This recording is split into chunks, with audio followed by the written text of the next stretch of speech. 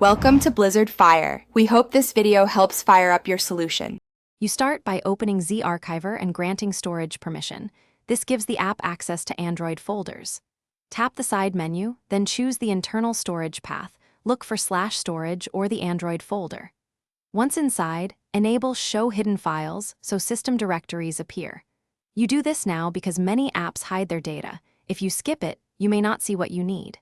Make sure to pause and verify the folder path before proceeding. That prevents accidental edits later. Now you inspect contents. Go into Android/data or Android/ob and look for the target app folder.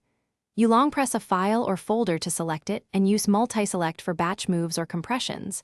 This speeds work and preserves structure. Once selected, choose View, Extract, Compress, or Move. Each action serves a purpose. Compress to save space, extract to access, move to organize. As you work, pay attention to sizes and dates so you don't overwrite newer files inadvertently. Finish by performing the chosen action. Compress to create a zip or 7Z, pick format and compression level for size versus speed. Extract with Extract2 to preserve folder paths. Once done, verify the archive or extracted files open correctly. If moving, confirm destination has enough space and correct ownership. If something goes wrong, check Zarchiver permissions, re-enable storage access, or remount the SD/internal storage. That usually resolves common access errors and Thanks for watching. If you found this helpful, don't forget to like and subscribe.